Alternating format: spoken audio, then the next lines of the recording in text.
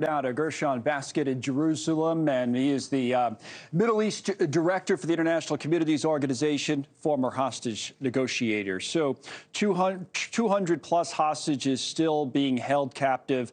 Is there any hope, essentially, for those people as you look at it right now? How do you assess the situation? Right. There are ongoing negotiations on 3 different tracks, apparently in Qatar, in Egypt, and apparently another track run by an American advisor to President Biden, who's working a Beirut track. My understanding is that we're talking about a humanitarian release of women, children, and elderly people, which is a good percentage of the 240 hostages being held. Hamas has made demands. Those demands include a ceasefire, and as your reporter reported, the Israelis are not willing to allow any ceasefire to take place until hostages are released first. So we kind of have a negotiation on who takes the first step here. With the Israeli army deep into Gaza, a ceasefire means a necessary redeployment of forces as well, or else they'll be standing in locations where they'll be vulnerable to Hamas fire.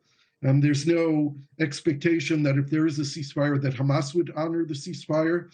So it's all a very touchy situation, a very dangerous one, dangerous for everyone involved on all sides, and in particular for the hostages themselves. Right. The question about whether it's even possible or plausible or likely that you can stage any sort of a rescue operation. I want to put up on the screen comments that were attributed to you and all your years of experience in this regard. And this says, the statesman Gershon Basket, there's only one way to bring all the hostages back alive. And what you said about it was that the destruction of Hamas is possible, but would entail lots of destruction, lots of killing, with victims on our side, too. You can't do all of this and save all of the hostages. So it becomes a choice, a terrible choice, right?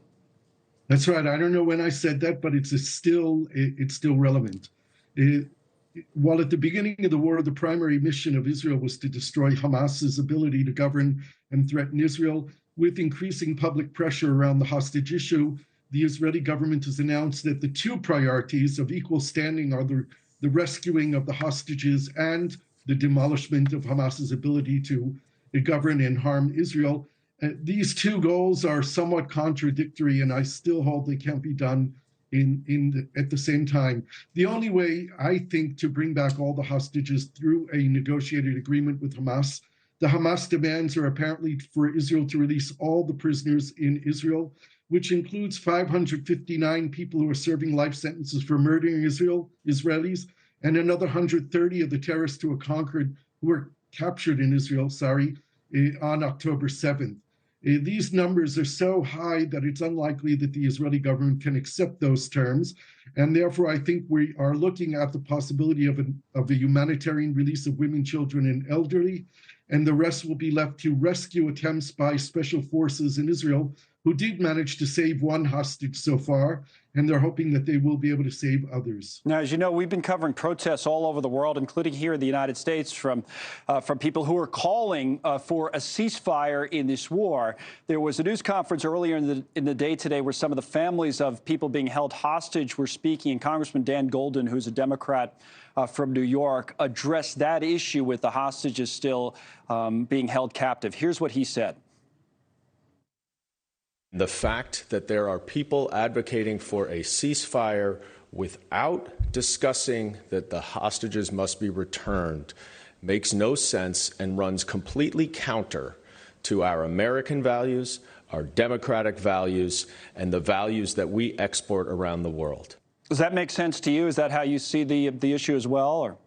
I think so. Look, we are looking at more than 30 children, the youngest being 9 months old. I mean, this is just unthinkable. Children who were taken away from their parents, whole families that were taking hostage, elderly people in their 80s, people who are sick and need medication. If Hamas wants a ceasefire, they have to release hostages. This is also against Islam. It's specifically in the Quran, in the Holy Quran, that you don't attack women and children and elderly people, and you don't hold them as hostages. So they're not only going against international law, they're going against their own religious beliefs. and they have to release hostages if they want some kind of pause or a ceasefire. All right, Gershon Basket has been involved personally in so many of these negotiations over the years. Thank you for joining us today, sir. We very much appreciate it.